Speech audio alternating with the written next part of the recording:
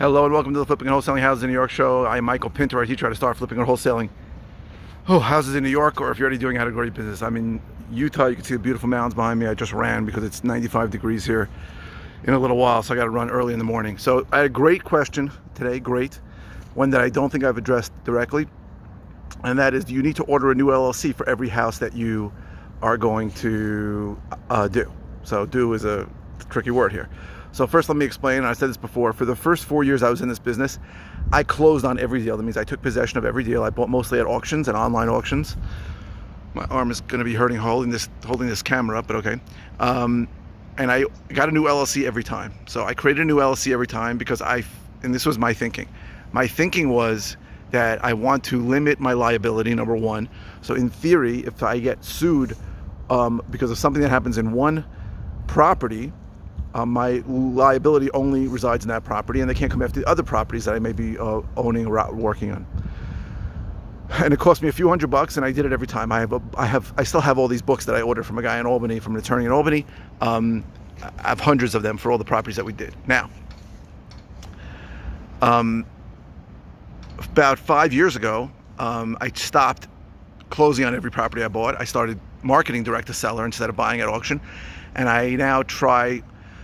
And probably about 50% of the properties I do, I wholesale, which means I go into contract on them at deep enough discount, and then I assign that contract to somebody else, another cash buyer, who is going to do the fix and flip. I just want to show the mountains in Salt Lake City. Salt Lake City is really pretty. It's just freaking hot. So now, if I intend to, so here's how I go to contract on almost every property. I do my main company, and I do a specific LLC to be created for the property. If I wholesale, I don't open an LLC, and I just assign it from my main company. But if I see that I'm gonna have to close for a variety of reasons, and we can go through a whole nother video on that, on why sometimes you do have to close, and sometimes you definitely have to close, take it down, as they say, or take possession of the property, then I will create a specific LLC. So if I'm owning a property, and I'm buying a lot of properties now that I am not closing on, because I'm buying a lot of tenant-occupied properties, so I have to get the tenants out, and I have to do that after closing. I will create a specific LLC. Now, I do that online. I did a video on how to create it. I deleted my older video because the New York State Department of State changed their website on how to do that. So I just did a video, I think, within the last few days on how to create an LLC. It's cheap. It's $200. It takes 5 minutes. So I'll create a new LLC every time.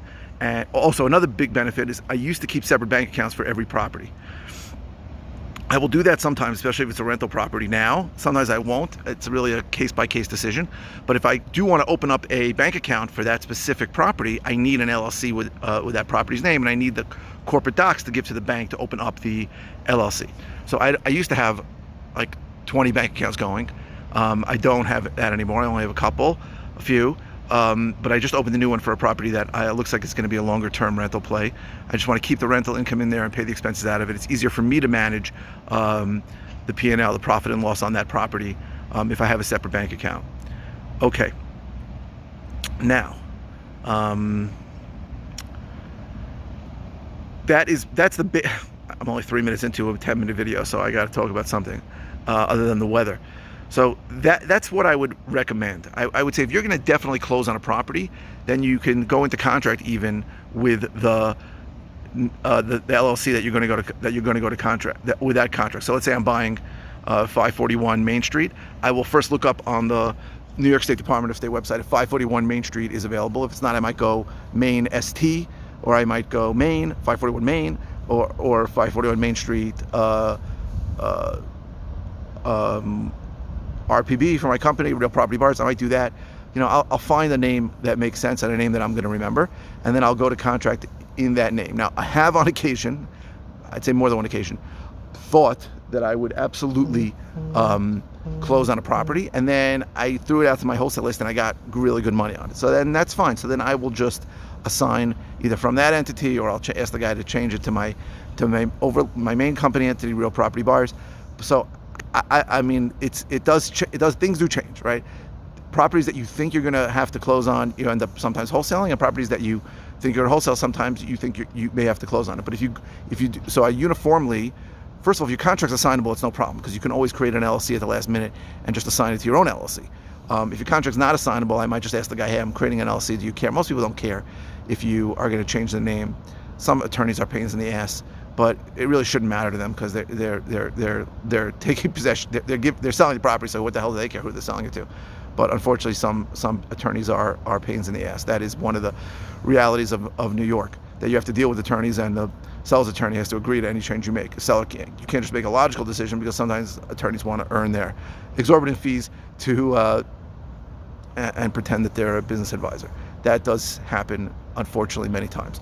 So the answer is, I would say, if you're taking possession of the property, I would open an LLC. It's cheap, and it allows you to open a bank account if you want. Most people don't, but if you do, you can, and it limits your liability, right? An LLC is really probably the greatest corporate entity ever created, because it's simple.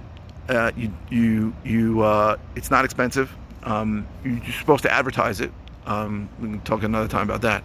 But which, there's another $200, $250, but it's cheap to open. It's incredibly easy to open. It gives you incredible tax advantages, because you can, whenever you open an LLC, you can elect to have it. If you for some reason think you need an S corp, right? And just a little bit, I'll go through some quick finance education. So the main corporate structures are C corps, which are like massive corporations, and then there's S corps. An S corp is a pass-through corporation where they own the income only gets taxed. It gets passed through directly to the owners. So most LLCs are going to be taxed as S corps, right? You don't want the LLC. The LLC will have to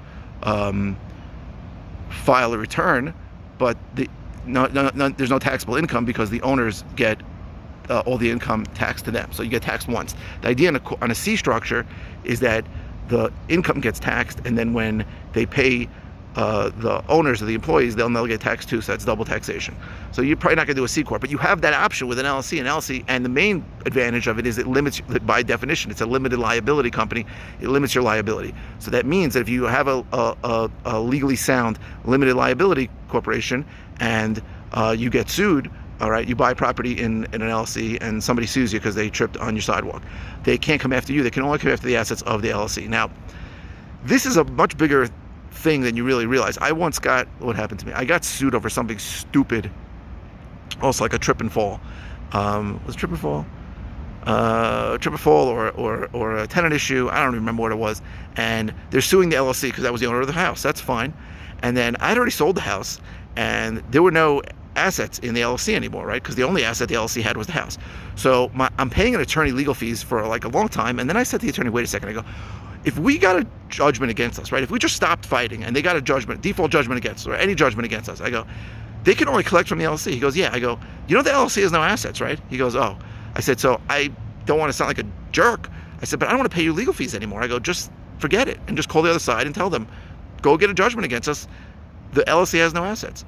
And that's an amazingly liberating feeling, to know that even if you get sued and the other guy wins, and you don't spend the money, a dime on legal fees, that if you already sold the property and the LLC has no assets, that even if they got a $20 billion judgment against that LLC, there's no place else to collect from, right? Your liability is limited. That is the point of an LLC. So it's an amazing thing to not have to worry about getting sued over something stupid that this jerk is paying his lawyer for.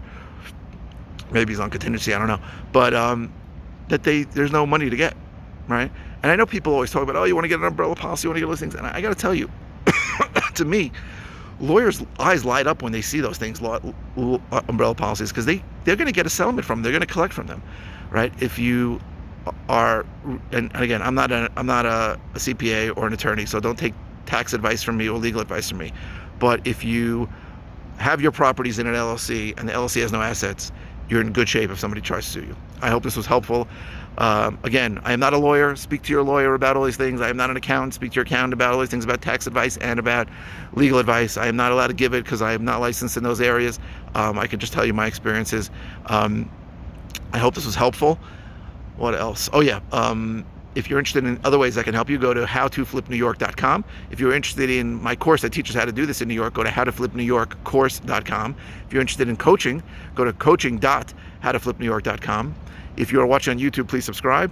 If you are watching on any platform, please give me a thumbs up. The likes really help me. My SEO, my search engine optimization. A lot more people are seeing my videos lately, and it's because of a lot of likes that people are giving, so I really appreciate it. I'll keep the comments coming. This was a great comment I got yesterday. I think yesterday, recently. Try to answer all my comments quickly. There are no bad questions at all. I will, if it's a simple answer, I'll just reply with the answer.